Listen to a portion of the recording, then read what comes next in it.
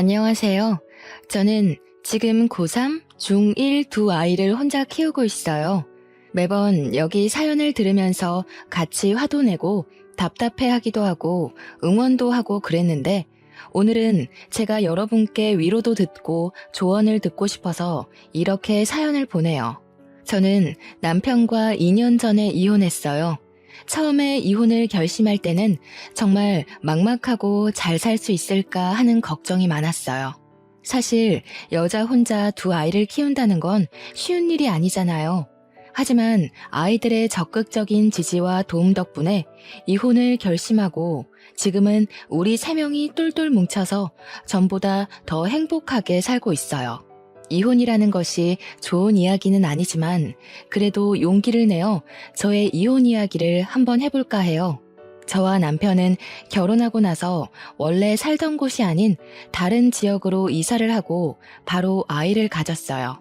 아이가 태어난 후 친정이나 시댁이 다 멀어서 도움을 받을 수 없던 상황인지라 저는 집에서 아이를 돌보게 되었고 남편은 기존에 다니던 회사를 거리상의 문제로 관두고 제 친척 오빠가 운영하는 신발 가게에서 일하게 되었어요. 친척 오빠는 제게는 친절하고 재밌는 사람이었지만 일할 때는 아주 엄하고 예민한 사람이었어요. 그래도 남편에게는 알게 모르게 보너스를 많이 챙겨주기도 하고 아이가 갑자기 많이 아프거나 급한 일이 생기면 편의를 많이 봐주기도 했어요. 그러나 남편은 친척 오빠의 운영 방식에 불만이 많았어요. 하지만 둘째 아들이 아직 어리고 앞으로 애들 앞으로 나갈 돈이 한창이니 어쩔 수 없이 참고 꽤 오랫동안 일하다가 도무지 힘들어서 못 해먹겠다며 친척 오빠와 한바탕 크게 싸우고 관두었어요. 그 후 남편은 자신의 친척이 운영하는 공장의 공장장으로 들어가야겠으니 당시 살고 있던 서울에서 경기도로 이사를 하자고 하더라고요. 그 당시 큰딸이 중3이었고 둘째 아들은 초등학교 4학년이었어요. 멀리 이사를 하다 보니 아이들도 전학을 가야만 했는데 저는 큰딸이 걱정되더라고요. 사실 큰딸이 조금 소심하고 조용조용한 성격이거든요. 그래서 친구도 두루두루 사귀지 못하고 한 친구만 깊게 사귀는 편이에요. 이런 성격의 아이가 이미 무리가 다 지어질 대로 지어졌을 중3 때 전학을 가면 과연 잘 적응할 수 있을지 걱정이 되더라고요. 그래서 남편에게 차라리 1년만 더 있다가 큰딸의 고등학교 입학과 동시에 이사를 하자고 했어요.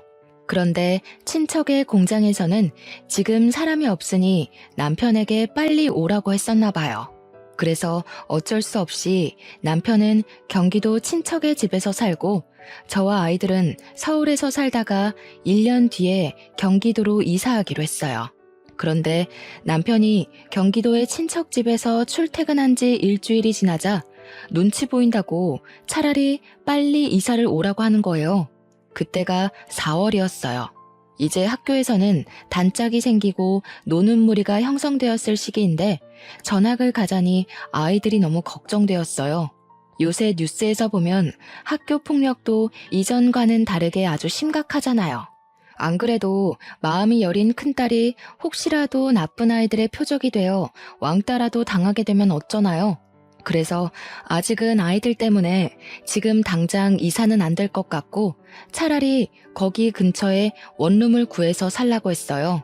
그랬더니 자기 혼자는 못 살 것 같고 다달이 쓸데없는 돈을 쓰는 것이 아깝다며 일단 빨리 이사하자고 하더라고요. 하도 독촉을 어쩔 수 없이 남편이 다니는 공장 근처로 집을 알아보는데 교통편 좋고 학교도 가까운 곳에 마땅한 집이 없었어요. 그렇게 또 한 달 정도가 흘러가자 남편은 제게 나는 친척집에서 눈치 보며 사는데 왜 이렇게 집을 못 구하냐며 화를 냈죠. 그러더니 저에게 말도 없이 혼자 대출을 받고 집을 계약하고 와서는 8월에 이사하는 거로 끝냈다고 통보를 하더라고요. 저는 아무리 그래도 우리가 부부인데 제게 말도 없이 혼자서 결정한 것에 너무 화가 났어요.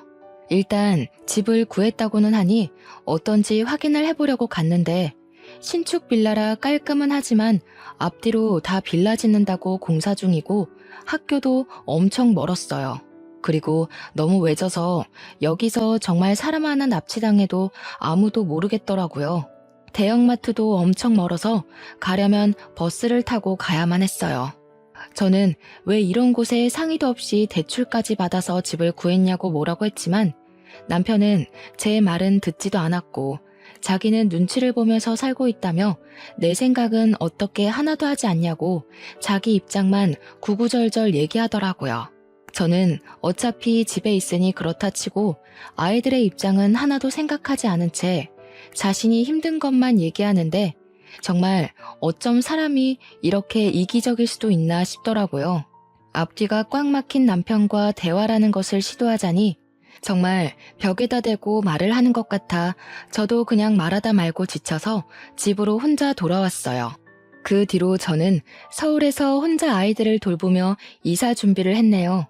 그렇게 시간이 흘러 8월이 되어 저와 아이들은 원치 않는 이사를 하고 짐도 어느 정도 정리하며 아이들의 전학까지 완료했어요. 그런데 서울은 고등학교가 평준화되어 입학할 때 추첨으로 입학하지만 저희가 이사한 경기도는 비평준화 지역이어서 중학교 3학년 겨울에 연합고사라는 시험을 봐서 고등학교에 입학하더라고요. 만약 연합고사를 제대로 보지 못하면 다른 지역 고등학교에 가야 했어요. 그런데 평소에는 연합고사를 잘 보지 못해도 다들 충분히 갈 수 있었지만 우리가 이사 올 당시 이 지역 중3 학생 수가 고등학교 입학 정원보다 많아 필수적으로 300명 정도는 다른 지역으로 가야만 했어요.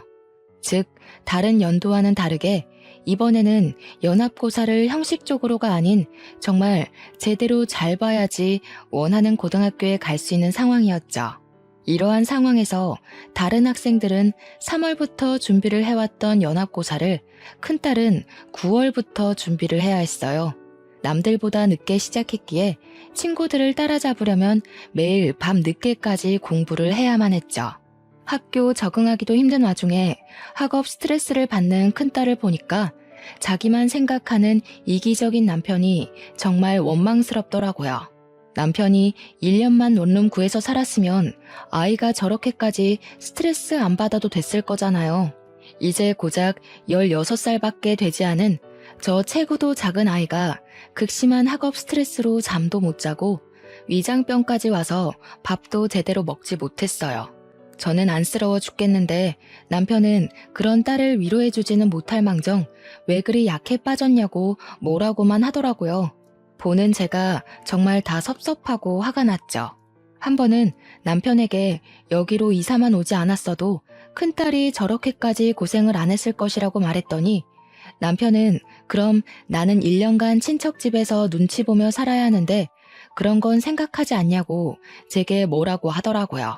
남의 자식도 아니고 자기 자식이 저렇게 고생을 하는 것을 보고도 여전히 자기만 생각하는 남편을 보니 정말 저런 것도 아빠인가 싶더라고요. 그래도 어쩌겠나요. 이미 이사는 왔고 아이는 이제 서울 중학생이 아닌 경기도 중학생인 것을요. 정말 많은 걱정을 했지만 큰딸이 제 생각보다 내면이 강한 아이였는지 학교에서도 절친이 생기며 적응을 완벽하게 잘했고 이어지는 중간고사에서도 전교 10등 안에 들었어요. 그 후에도 학교 생활을 무난하게 했습니다. 연합고사도 짧은 시간 준비했음에도 좋은 성적이 나와 집 근처에 원하는 고등학교로 입학할 수 있었어요. 둘째 아들도 성격 좋은 활발한 아이라 진작에 학교에 잘 적응하여 친구들도 잘 사귀고 선생님께도 귀염받고 잘 다녔네요. 이렇게 아이들에 대한 걱정이 한시름 놓이니 우리 집 가정 형편이 걱정되었어요. 남편이 돈을 벌기는 하지만 아이들이 커가고 점점 지출이 늘어나기 시작하면서 저도 이제는 돈을 벌어야겠다는 생각이 들더라고요. 그런데 지인들이 없는 이곳에서 오랫동안 경력이 단절된 저를 써주는 곳은 아무 곳에도 없었어요. 한 달간 정말 많은 곳에 이력서를 넣은 결과 일식집에서 근무할 수 있냐고 연락이 왔죠. 오후 5시부터 새벽 3시까지 홀서빙을 하는 일이었는데 급여도 나쁘지 않았고 가게도 깔끔하고 사장님과 직원분들도 다 좋아 보였어요. 다만 가게가 조금 멀리 있어서 새벽에 퇴근이 걱정되더라고요. 이 부분에 대해 말씀드렸더니 사장님이 집 앞까지 퇴근을 시켜주실 수 있다고 해서 바로 출근을 하게 되었어요. 그렇게 한 달 정도가 지났어요. 처음으로 새벽까지 일하니 몸이 고되기는 했지만 그래도 적지 않게 돈을 벌고 사람들도 다들 잘해주니 좋았어요. 그런데 제가 일을 하기 시작한 후로 남편이 아예 생활비를 주지 않더라고요. 수도세나 전기세 같은 공과금은 제 월급으로 나간다고 해도 적어도 아이들 교복비, 학비와 같은 양육비는 줄 법도 한데 이조차도 전혀 주지를 않았어요.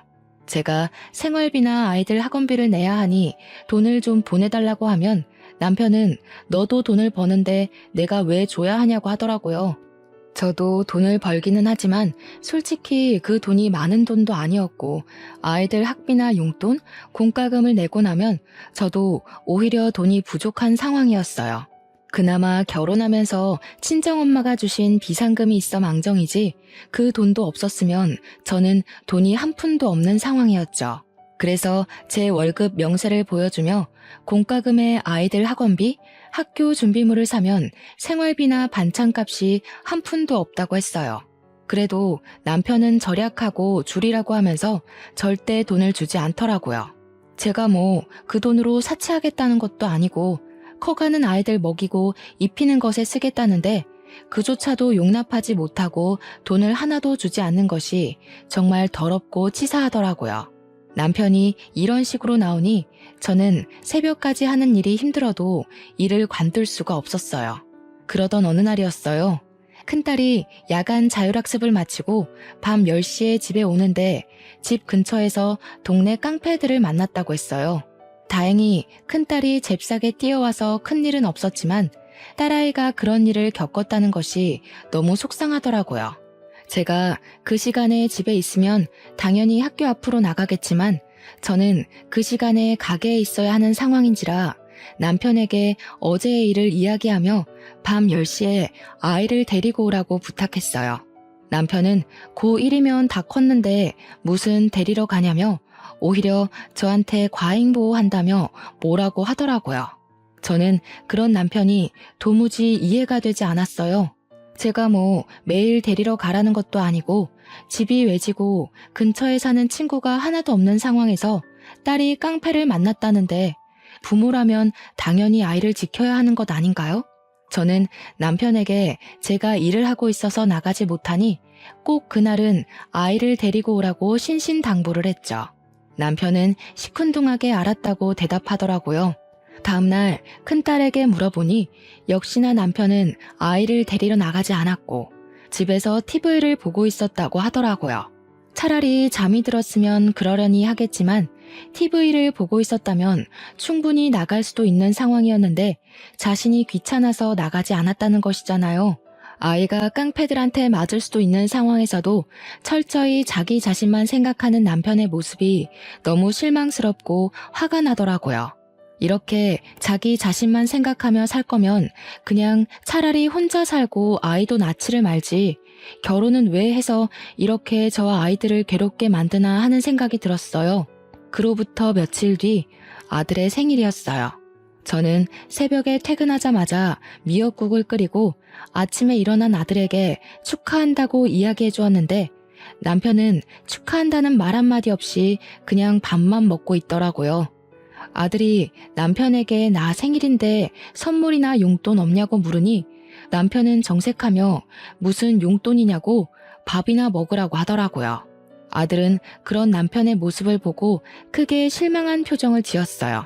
잠시 뒤 아들은 펑펑 울면서 다른 아빠들은 아들이 생일이라고 하면 생일 선물도 사주고 그 주 주말에는 같이 놀러 가기도 하는데 우리 아빠는 놀러 가기는커녕 용돈도 안 준다고 나를 아들로 생각이나 하냐 하더라고요. 그런 아들의 울음에도 남편은 기어이 생일 축하한다는 말 한마디 없이 그냥 출근했어요. 저는 솔직히 그날은 남편이 케이크라도 들고 퇴근을 할 줄 알았지만 남편은 빈손으로 퇴근을 했더라고요. 그 뒤로 아들과 남편의 사이는 급속도로 멀어졌네요. 남편이 아이들에게 하는 모습을 보면 정말 당장이라도 이혼을 해버리고 싶었어요. 하지만 아이들이 엄마랑만 사는 것보다는 아빠와 함께 사는 것이 더 좋다고 생각되어 남편의 이기적인 행동을 보면서도 바보같이 참고만 살았어요. 그러다가 연말이 되었어요. 연말에는 회식도 많아서 가게에도 손님들이 정말 많았고 장사를 마치고 정리를 하면 늘 새벽 5시였어요. 그래도 사장님이 가게에서 우리 집에 먼데도 여전히 매번 퇴근할 때 집 앞까지 태워다 주셔서 항상 편하게 퇴근을 할 수 있었죠. 어느 12월의 금요일 밤이었어요. 그날은 송년회나 회식으로 유달리 손님이 많아 정말 힘들었고 장사를 끝내니 새벽 5시였어요. 정말 피곤한 몸을 이끌고 사장님 차를 타고 퇴근을 했는데 남편이 그 시간에 안 자고 거실에 앉아 있더라고요.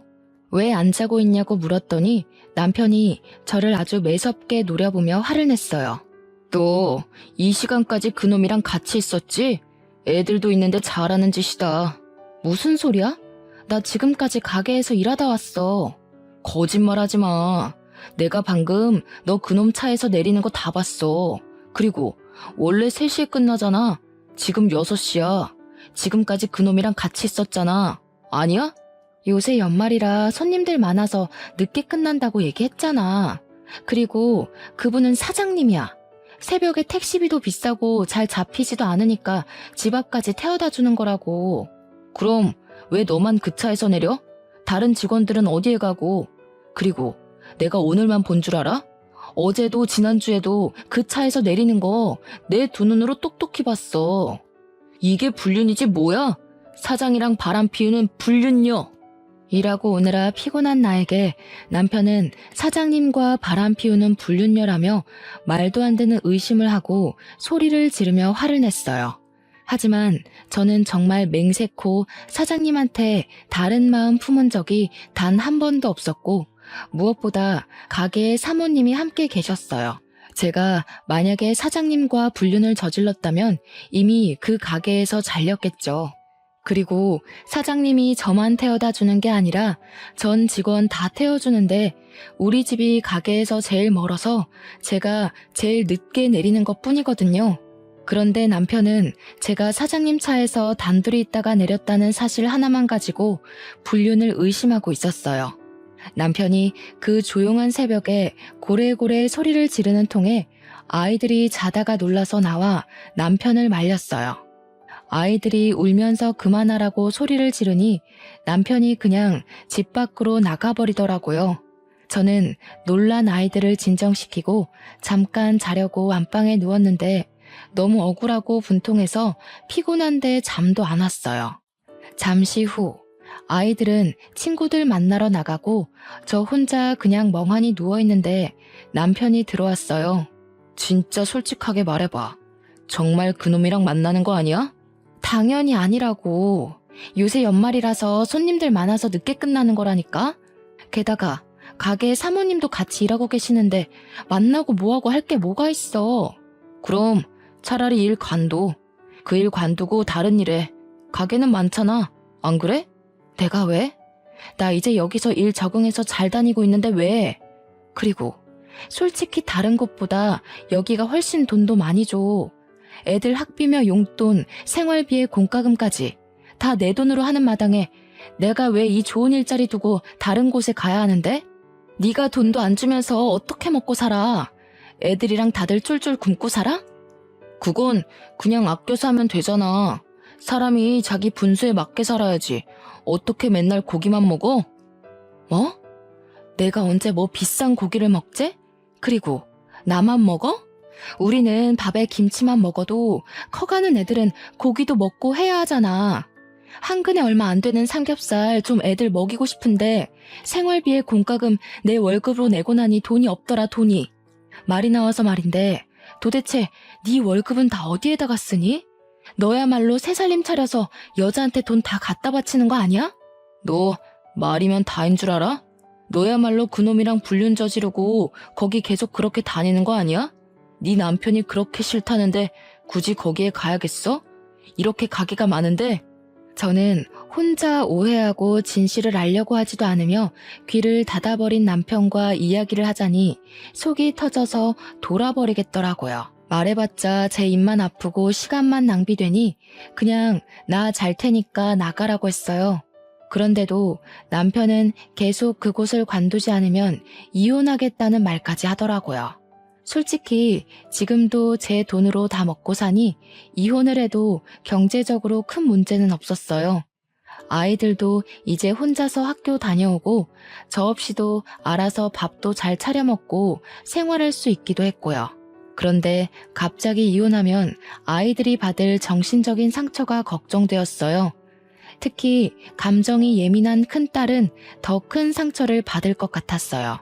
그래서 일단은 아이들이 성인이 될 때까지는 남편이 저래도 참고 그냥 한 귀로 듣고 한 귀로 흘리며 기다려야겠다고 생각했어요. 남편은 그 뒤로도 계속 저를 의심했죠. 그러나 여기만큼 급여를 잘 주고 사람도 좋은 곳을 찾지 못해서 저는 의심을 하든 말든 그냥 계속 다녔어요. 사실 제가 일식집에서 정말 다른 남자를 만난 것도 아니고 사장님과 눈이 맞은 것도 아닌데 남편이 오해한다는 이유 하나만으로 이렇게 좋은 직장을 관둘 필요가 전혀 없잖아요. 무엇보다 남편은 생활비를 일절 주지 않았어요. 제가 만약에 남편의 말대로 여기보다 급여는 훨씬 적은 곳으로 간다고 해서 생활비를 줄 것 같지도 않았거든요. 어떤 핑계를 대서라도 생활비 한 푼 안 줄 사람이란 것을 알기에 더더욱 관둘 수가 없었어요. 그렇게 매일 싸움으로 지쳐가던 어느 날이었어요. 하루는 일하는데 새벽 2시에 큰딸에게 전화가 왔어요. 아빠가 이 시간에 집에 없다는 거예요. 일단 알겠다고 하고 남편에게 전화했어요. 그런데 받지를 않더라고요. 전화를 끊고 다시 일하려는데 사장님이 저를 부르더니 살 것이 있다고 잠깐 편의점 좀 다녀오라고 하셨어요. 저는 가게에서 나와 편의점으로 향했어요. 편의점을 가려면 큰 신호를 건너 아파트 단지 앞까지 가야 했죠. 아파트 단지 앞으로 걸어가는데 저 멀리 남편과 웬 여자가 팔짱을 끼고 걷더라고요. 저는 남편을 부르려다가 뭔가 이상해서 이게 무슨 상황인지 지켜보기로 했어요. 그 둘은 팔짱을 끼고 아파트 안에까지 들어갔어요. 저는 계속 쫓아가서 몇 동으로 들어가고 몇 층으로 올라가는 집까지 알아냈어요. 그리고 저도 바로 따라 올라갔죠. 엘리베이터를 타고 해당 층에서 내리니 그 층에 2개의 집이 있더라고요. 오른쪽의 집은 아예 불이 꺼져 있었고 왼쪽 집은 불이 켜져 있었어요.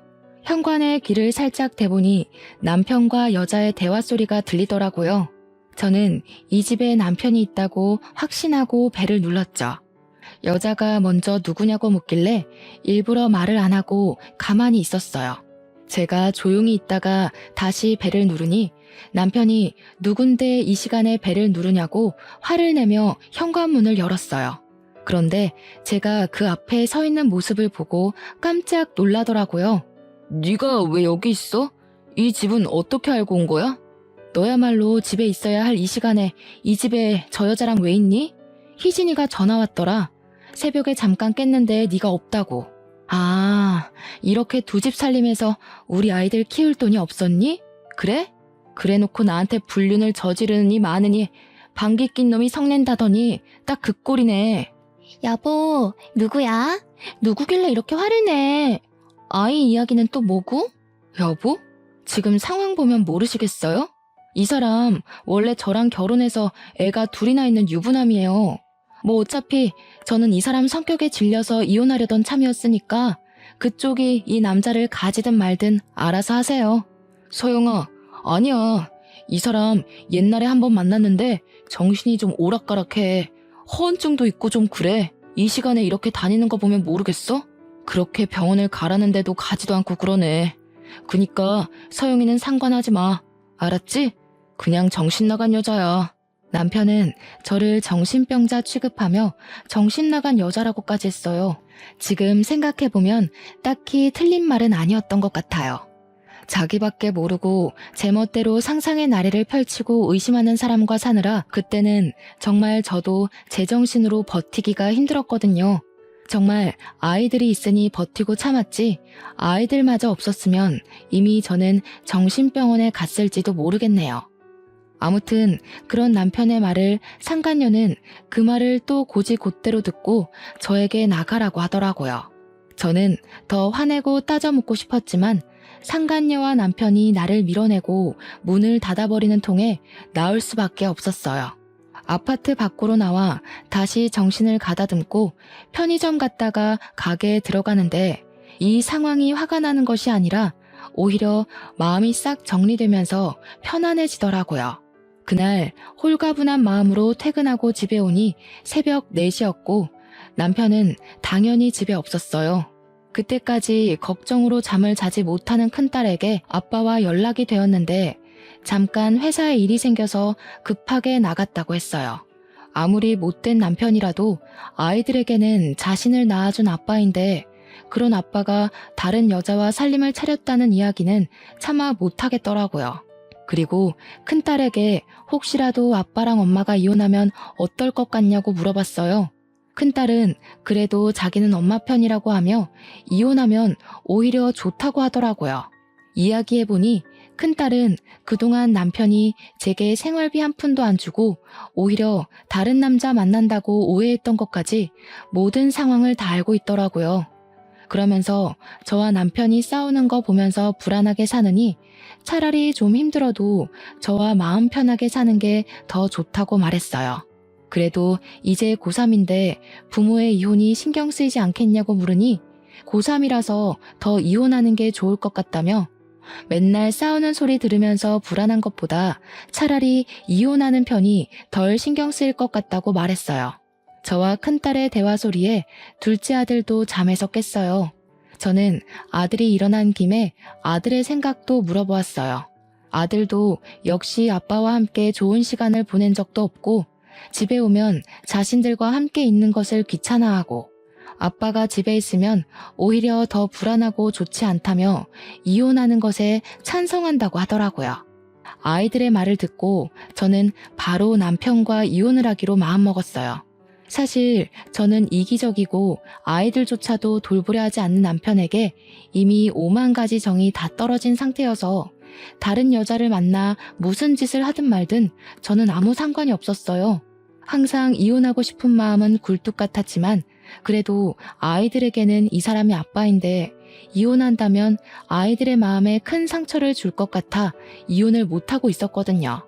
그런데 남편이 다른 여자를 만나 살림까지 차리는 것을 두 눈으로 확인하고 게다가 아이들도 이혼하는 것에 대해 찬성하는 이 마당에 저는 제가 이혼을 못할 이유는 없다고 생각했어요. 그리고 다음 날 저는 이혼 서류를 준비하고 남편 공장 앞으로 갔어요. 그리고 남편에게 전화를 걸어 잠깐 앞으로 나오라고 했죠. 남편이 나오자 아무 말 없이 이혼 서류를 던져주고 그냥 왔어요. 그리고 집으로 돌아가는데 시어머니한테 전화가 오더라고요. 종태한테 다 들었다. 네가 불륜을 저질렀는데 뭐가 잘한 게 있다고 이혼 서류를 내밀어? 불륜을 저지른 것이 자랑이야? 어머니, 제대로 좀 알고 화를 내세요. 그동안 어머니 아들이 어머니 손주들 크는데 돈 한 푼도 안 줘서 제가 새벽까지 일하며 돈 벌어서 다 먹이고 키웠어요. 그런데 제가 그렇게 일하는 새벽에 어머니 아들은 이미 다른 아파트에서 젊은 여자랑 새 살림을 차렸어요. 그래서 이혼하자고 서류 내민 게 그렇게 잘못이에요? 우리 종태가 그럴 리가 없다. 종태가 얼마나 책임감 강하고 성실한 아이인데 네가 돈을 헤프게 쓰느라 생활비가 다 떨어졌던 거겠지. 그리고 젊은 여자랑 새 살림이라니 말도 안 된다. 네가 오해한 거겠지. 어머니는 남편의 말만 듣고 무조건 다 제 잘못이라고만 하면서 자기 아들에게 사과하고 같이 살라고만 했어요. 시어머니와의 전화를 끊으니 이번에는 남편의 형, 동생이 돌아가면서 전화해서는 제게 불륜 저질러 놓고 뭐가 그리 당당하냐고 뭐라고 했어요. 게다가 남편 회사의 사장님인 친척 형까지 저한테 전화해서 남편이 돈 벌어다 주면 알뜰살뜰하게 집에서 살림이나 잘할 것이지 돈도 헤프게 쓰고 다른 남자까지 만나냐며 뭐라고 하더라고요. 누가 한 가족 아니랄까봐 남의 말은 하나도 듣지 않고 혼자 오해하고 의심하는 게 다들 똑같더라고요. 저는 너무 화가 나서 견딜 수가 없었어요. 이 사람들에게 남편의 잘못을 확실히 알려주기로 했어요. 남편이 잘못해서 이혼하는 마당에 꼭 내가 잘못해서 이혼한 것처럼 있기는 억울하잖아요. 일단 가게에는 죄송하지만 급하게 집안일이 생겨 일주일만 쉬겠다고 양해를 구했어요. 그리고 남편이 퇴근할 시간에 맞춰 상간녀가 사는 아파트 앞으로 갔죠. 얼마 지나지 않아 남편이 나타났어요. 제가 이혼하자고 하니 이제는 아주 당당히 제 집 가듯이 들어가더라고요. 저는 기회를 놓치지 않고 아파트에 들어가는 사진을 찍었어요. 또 사진 찍을 것이 있을까 싶어 기다리는데 마침 둘이 팔짱 끼고 다정하게 나오더라고요. 몰래 쫓아가니 세상 다정한 부부처럼 장을 보고 있더라고요. 우리 집에서는 한 번도 사지 않았던 비싼 소고기도 장바구니에 넣더니 남편이 자신의 카드로 계산을 하더라고요. 저랑 장을 볼 때는 달걀 한 판도 아깝다며 한 판 다 못 먹으니 10구짜리만 사라던 사람이었거든요. 마트에서도 둘이 딱 달라붙어서 시식 코너에서는 서로 먹여주기도 하며 장을 보는데 볼수록 가관이더라고요. 저는 이 모든 모습을 사진을 찍어 남편의 가족과 친척들에게 보냈어요. 그리고 다들 제가 불륜을 저질렀다고 하시는데 실제로는 이렇게 남편이 다른 여자와 불륜을 저지르는 상태이고 저는 지금 생활비 한 푼도 못 받는 상황인데 이런 상황에서 제가 이혼 서류를 내민 것이 그렇게 욕을 먹을 만큼 잘못한 것이냐고 문자를 보냈어요. 그렇게 문자를 보내고 집에 들어와 쉬고 있는데 남편에게 전화가 왔어요. 너 제정신이야? 아무리 그래도 그렇지 어떻게 내가 서영이랑 만나고 있는 사진을 그렇게 다 보내? 네가 보낸 사진과 문자 보고 우리 엄마 충격으로 쓰러지셨어. 어떡할 거야?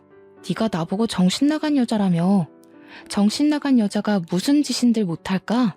그리고 너네 가족한테 내가 불륜 저질렀다고 얘기했더라? 내가 진짜 불륜이라도 저질렀으면 이렇게 억울하지라도 않지. 네가 잘못했는데 왜 내가 욕을 먹니? 어머니 일은 안타깝지만 어머니 쓰러지신 게 네 잘못이지 내 잘못은 아니잖아. 안 그래? 사실 시아버지가 지금은 돌아가셨지만 젊은 시절 그렇게 바람을 피우고 다니셨다고 해요. 정말 여자 문제, 돈 문제로 시어머니가 마음고생을 말도 못하게 하셨죠. 그런데 아버지를 절대 닮지 않겠다고 다짐했던 아들이 자기 남편과 똑같은 짓을 하고 이혼당하게 생겼으니 그 충격에 쓰러지신 거죠. 어머니께서 쓰러지신 것은 너무 안타까운 일이지만 이 와중에도 남편은 자신의 잘못은 생각하지도 않고 무조건 다 제 탓으로 돌리더라고요. 그 모습을 보니 정말 이 사람은 상종해서는 안 될 사람이라는 생각이 들었고 이런 사람을 믿고 결혼 생활을 한 저의 지나간 시간이 너무 아깝게 느껴졌어요. 지금 생각해보면 남편과 결혼할 당시 저의 눈이 단단히 삐었던 것 같아요. 그리고 다음날 시어머니가 눈을 뜨지 못하고 돌아가셨다는 소식을 들었어요. 저는 남편의 얼굴이 보기 싫어 장례식장에도 가기 싫었지만 그래도 평소에는 시어머니가 잘해주시기도 했고 마지막 길을 가시는데 찾아가지 않는 것도 예의는 아닌 것 같아 어쩔 수 없이 장례식장으로 향했어요. 그래서 장례식장 안으로 들어섰더니 어디선가 싸우는 소리가 들리더라고요. 그런데 목소리가 뭔가 익숙해서 싸우는 소리를 따라가 보니까 남편이 자신의 가족, 친척들과 어머니의 영정사진 앞에서 크게 다투고 있었어요. 가만히 들어보니 제가 어제 보낸 사진과 문자에 관한 내용을 가지고 다투고 있더라고요. 남편의 가족들과 친척들은 문자의 내용을 남편에게 보여주며 아버지가 어머니를 얼마나 힘들게 했는데 그 모습을 보고 자란 네가 어떻게 그럴 수 있냐고 다들 남편에게 한 소리를 하고 있었어요. 그 사이에서 남편은 아니라고 다들 오해하고 있다고 해명을 하고 있었죠. 그러다가 제가 장례식장 안으로 들어서니 남편이 저를 보고 화를 버럭 내며 오더라고요. 네가 여기에 왜 와? 다른 사람들한테는 다 보내도 우리 엄마한테는 보내지 말았어야지. 네가 우리 엄마를 죽인 거야. 네가. 불륜이나 저지른 주제에 잘도 돌아다닌다. 그놈의 불륜. 막말로 내가 사장님이랑 불륜을 저질렀던 증거라도 있어? 내가 사장님 집에 단둘이 들어갔다거나 손이라도 잡았거나 팔짱이라도 낀 증거라도 있냐고. 자기는 서영이라는 년이랑 팔짱도 끼고 살림도 차리고 할 것 다 했으면서 너야말로 불륜을 저질러 놓고 뭘 잘했다고 행패야? 저는 어지간하면 싸우지 않으려고 했지만 아직도 자신의 잘못을 인정하지 못하고 뻔뻔하게 구는 남편의 모습에 화가 나 결국 어머니의 영정사진 앞에서 크게 화를 냈어요. 저와 남편의 말다툼이 점점 심해지자 모든 친척이 와서 말렸어요. 저도 어머니께서 돌아가신 마당에 이렇게 싸우는 것은 아닌 것 같아서 그만하고 어머니께 인사만 드리고 바로 돌아왔네요. 그리고 장례가 마친 후 우리는 바로 이혼을 진행했어요. 이혼하기까지 남편의 잘못이 매우 컸기에 저는 위자료를 받고 비교적 빨리 이혼을 할 수 있었어요. 집은 남편 명의였으니 저와 아이들은 살던 집에서 나와 학교 근처에 새로운 집을 구했어요. 집이 작아져서 아이들이 실망할까 걱정했지만 다행히도 아이들은 학교가 가까워서 좋다고 말했어요. 이렇게 저와 두 아이는 이사를 하고 나서는 한 번도 큰 소리 내지 않고 우리끼리 알콩달콩 재밌게 살았어요. 경제적으로 넉넉하지 못하고 저도 일하는 것이 힘들기는 했지만 그래도 의심하는 남편이 없이 마음 편하게 지낼 수 있으니 너무 좋더라고요. 그렇게 한 달 정도가 지났어요. 갑자기 전 남편에게 전화가 왔어요.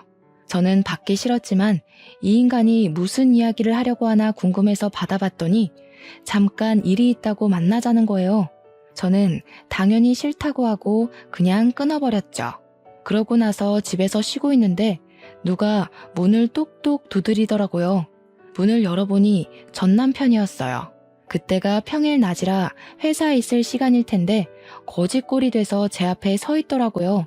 제게 잠깐 집에 들어가도 되냐길래 저는 너랑 편하게 앉아서 말할 사이냐며 얼굴만 봐도 구역질나니까 그냥 여기 서서 이야기하라고 했어요. 나 배가 너무 고프고 돈도 한 푼도 없는데 들어가서 밥 한 끼만 주면 안 돼? 너 회사 다니면서 번 돈 있잖아. 그리고 밥은 서영이라는 년한테 차려달라고 할 것이지. 왜 여기 와서 달래? 걔가 전문 꽃뱀이었어. 이 말 저 말로 꼬시면서 내가 번 돈 족족 빼가고 집도 다 갖고 튀었어. 꼬락선이 참 좋다. 걔 앞에서 내가 정신 나간 여자니 상대하지 말라고 할 때는 언제고 결국에는 그 여자한테 다 빼앗겼니? 그럼 네 잘난 형이랑 동생한테나 가봐. 형이랑 동생도 어머니 장례식 후에 엄마가 그렇게 아빠 때문에 고생한 거 알면서 어떻게 아빠랑 똑같은 짓을 했냐고 나한테 영 끊자고 했어. 그 뒤로 연락도 안 되고 집에 가도 문을 안 열어줘. 회사에서도 소문 퍼져서 해고당하고 다른 회사에 가보려고 해도 이미 소문이 퍼져서 그런지 다들 오지 말래. 나 정말 오갈 데도 없는 거지 신세가 됐어. 그래도 우리 애들도 있는데 자선사업 한다 생각하고 나 좀 봐주라. 응? 내가 이렇게 무릎 꿇고 싹싹 빌게. 그래서 이제 와서 나보고 네 밥이라도 차려달라고? 진짜 너 뻔뻔하다. 기억 안 나? 너 내가 일한 뒤로 생활비 부족하다고 말해도 돈 한 푼도 주지 않던 사람이야. 그런데 그런 너한테 내가 왜 밥을 차려줘야 하니? 그래도 내가 아이들 아빠인데 너무한 거 아니야? 아이들이 아빠가 이렇게 거짓골로 다닌다고 하면 뭐라고 생각하겠어.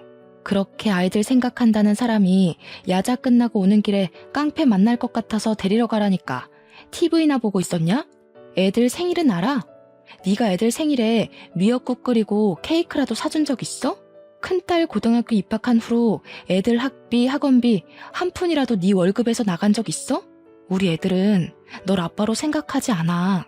그니까 말도 안 되는 소리 짓거리지 말고 당장 꺼져. 지금 안 가면 경찰 부를 거야. 전 남편은 저의 단호한 이야기에도 나가지 않고 계속 무릎 꿇고 빌고 울길래 저는 경찰을 불러서 쫓아내버렸어요.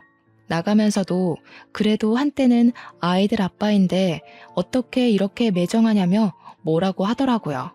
매정한 게 누군데 저에게 뭐라고 하니 참 기가 막히더라고요. 역시 전 남편은 여전히 자기만 아는 철저히 이기적인 사람이었어요. 그 후에는 아이들 학교 시간에 맞춰서 학교 앞으로 가서 아이들에게 접근해서 아빠 행세를 하려 했지만 솔직히 아이들이 한창 뛰어놀고 싶을 때 놀이동산이나 동물원은 고사하고 집 앞 공원조차도 한번 데려가지 않고 용돈도 한번 안 준 아빠가 아이들이라고 좋겠어요? 아이들도 그런 아빠를 무시하고 매몰차게 거절했다고 해요. 그런 아이들에게 그래도 아빠인데 혹시라도 아빠와 함께 시간을 보내고 싶다면 제 눈치 보지 말고 언제든지 가도 좋다고 했어요. 그랬더니 아이들은 질색하며 그런 아빠와 같이 있느니 차라리 아빠 없이 사는 게 더 낫다고 하더라고요. 그 말을 듣는데 아이들의 마음이 이해가 되기도 하면서 가엾더라고요. 아빠가 있긴 하지만 아빠의 역할을 전혀 하지 않아 차라리 없는 것이 더 낫다고 말하는 아이들의 마음이 어떨까 하는 생각에 너무 짠하고 안쓰러웠어요. 그래도 아이들에게는 아무리 나쁜 아빠여도 아빠는 아빠라고 말하며 너무 아빠를 미워만 하지 말라고 타일렀네요. 그 뒤로는 전 남편은 이제 제게 연락을 하거나 아이들 앞에 나타나지 않았어요. 저도 굳이 알고 싶지도 않고 아이들도 이제는 아빠의 존재를 잊고 살아가고 있네요. 사연을 쓰면서 생각났는데 처음에 제가 전 남편과 결혼한다고 했을 때 친정엄마가 너무 이기적이고 자기 자신만 생각한다며 그렇게 반대를 하셨거든요. 그때는 아니라고 나한테 정말 잘해준다며 엄마가 잘못 본 거라고 우겼는데 결국에는 엄마의 말씀대로 마음고생을 심하게 하고 이렇게 이혼하게 되었네요. 전 남편으로 인해 한창 힘들 때는 엄마의 말을 듣고 그대 결혼을 하지 말았어야 했다는 생각을 하기도 했어요.